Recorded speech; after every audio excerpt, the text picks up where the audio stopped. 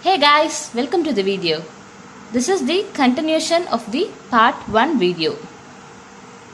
Now we are going to on-chip RAM and ROM.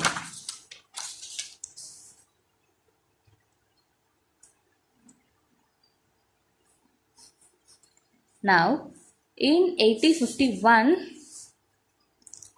we have 4 kilobytes of internal ROM and 128 bytes of internal RAM.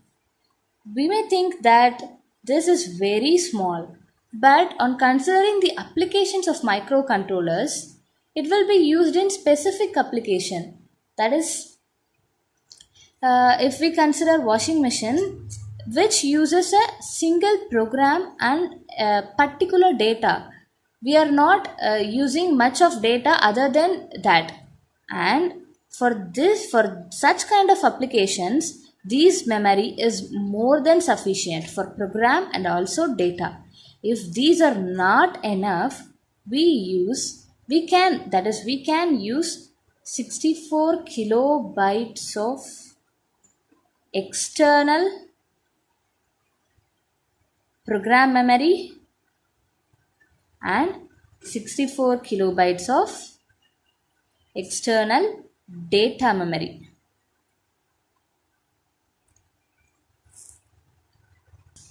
And now this internal RAM of 128 bytes is divided into three parts, that is register banks and general purpose registers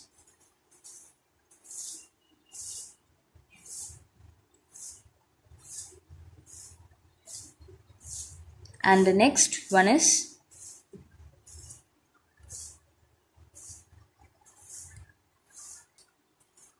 bit addressable registers.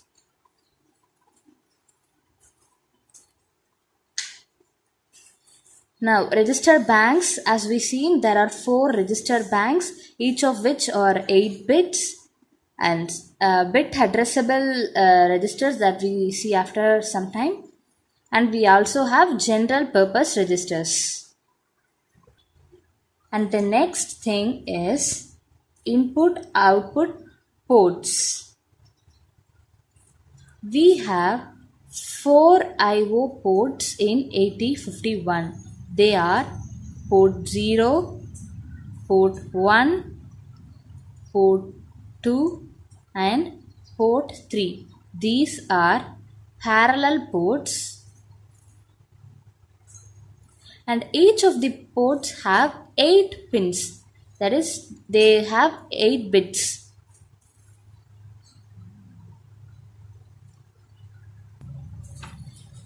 And now these ports have port registers which are bit addressable. That is, we can give data to each and every pin individually. For an example, if we connect 8 LEDs to port 0, now we can make the each and every LED work individually. That is, we can make the sequence like 0 1 0 1 0 1 and making the LEDs off glow off glow off glow, such as we can make many sequences in these by this bit addressable property. And next, this is serial ports.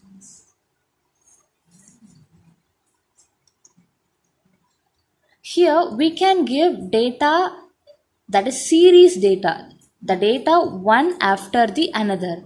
Now during long transmission of data, these serial ports will be very useful, since during long transmission of data, if we use parallel ports, then it needs many wires and the cost is also high. So if we use serial ports, it will be suitable for long transmission of data.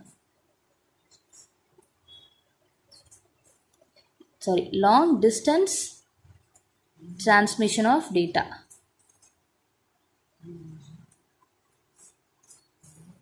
This serial ports have two pins. They are RxD and TXD. This is receive data and transfer data.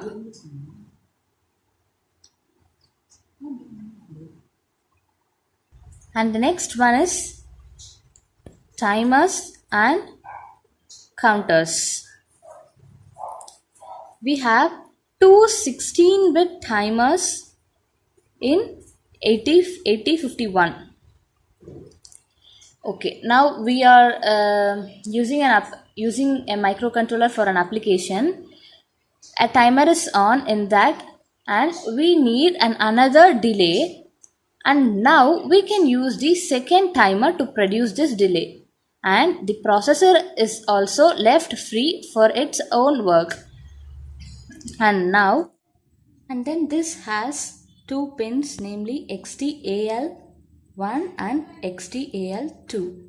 These are used to connect external oscillators.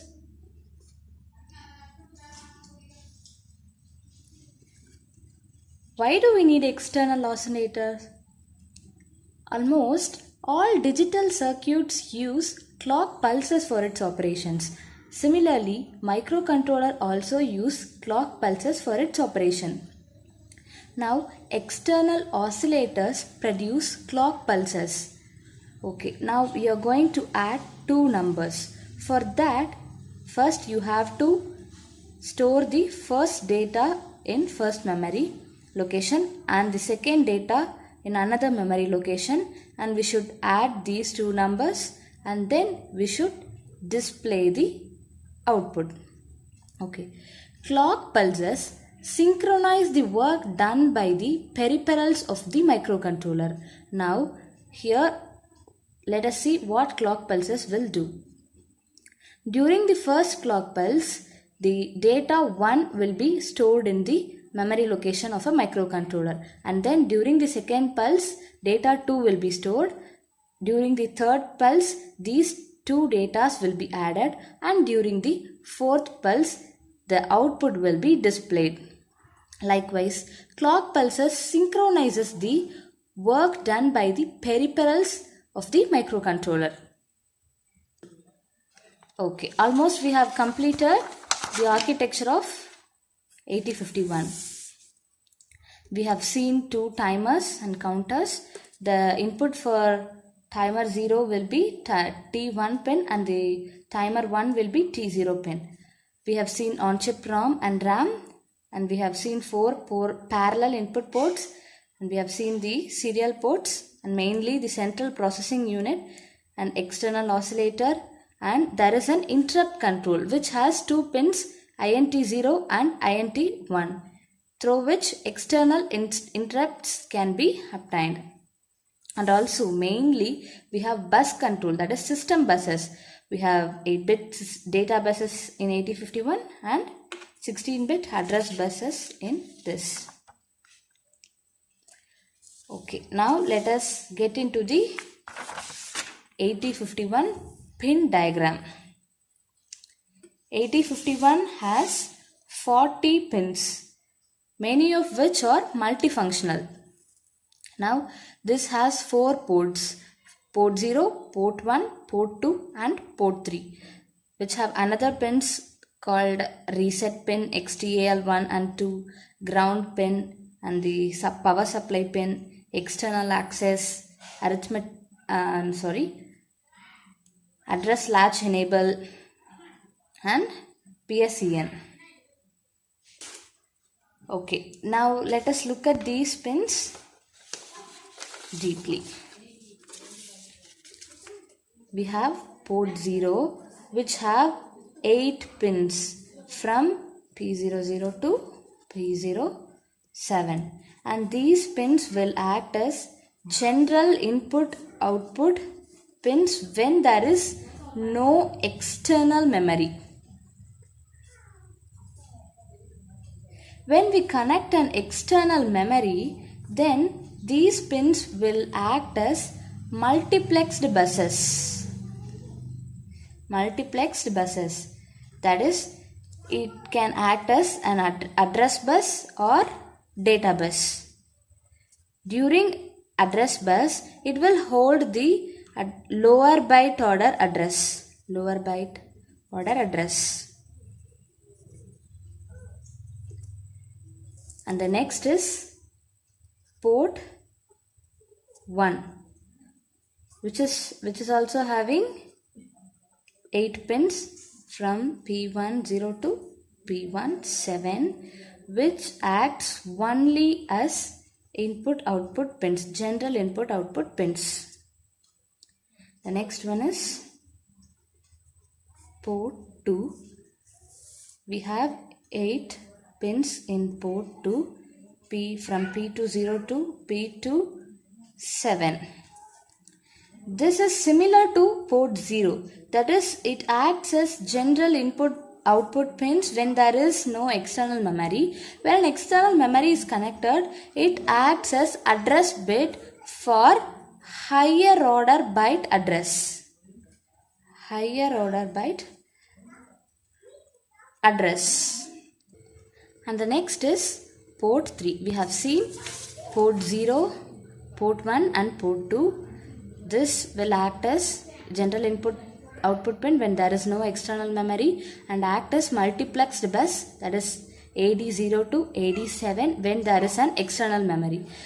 Port 1 will act as general input output pins and port 2 will act as general input output pins when there is no external memory, and then it acts as address bus when there is an external memory.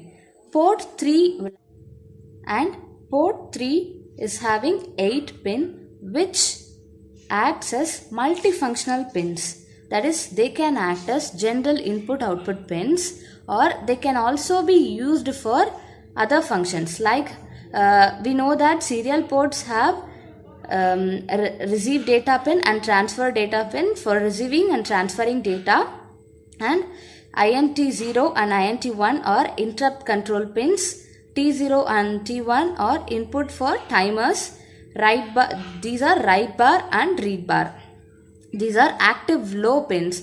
That is, when write bar pin is given the value 0, the microcontroller understands that it should write to the external memory. When the read bar pin is given 0 value, then the microcontroller understands that it should read the value from the external memory. We have other pins in this like reset, XTAL1 and XTAL2. We have seen that XTAL1 and XTAL2 pins are used to connect external oscillators. We have reset pin here. Reset pin is used to reset the microcontrollers. When reset pin is kept high for 2 mission cycles, then the microcontroller will be completely resetted. We know that microcontrollers need power supply to operate. This 8051 microcontroller requires 5 volt of power supply with respect to ground, and this supply is given in the pin number 40 and ground is given in the pin number 20. We have other pins, namely external access, address latch enable and program store enable pins.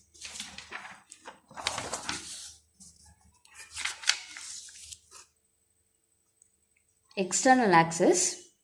This is an active low pin. That is, when we give the value 0, the memory will be completely utilized from the external memory. That is, it will give access to external memory. When it is kept high, then the first 00000 to 0FFF of the program memory will be utilized from internal RAM. We know that internal RAM is 4 kilobytes. That is 4096 bits. From 0000 to 0FFF, it utilizes the internal RAM. After its completion, it goes to external memory automatically when EA bar is kept 1.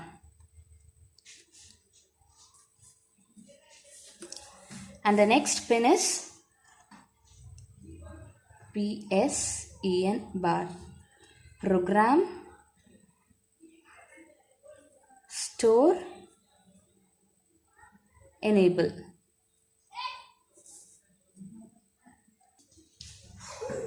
This is ROM. And next is program store enable. It is also an active low pin.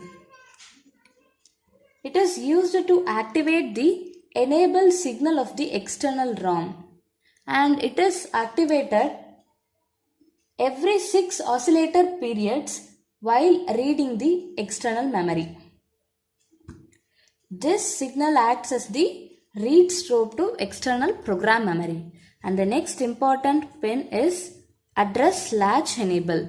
We know that port 0 acts as a multiplexed address and multiplexed bus, that is address and data bus.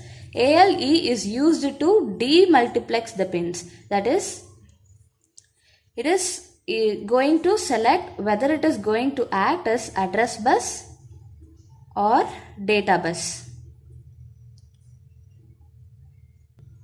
Okay, now we have seen the operation of every pins. Port 0 pins, port 1 pins, port 2 pins, port 3 pins, reset pins, XTAL1 and 2 pins, ground, supply pin, external access,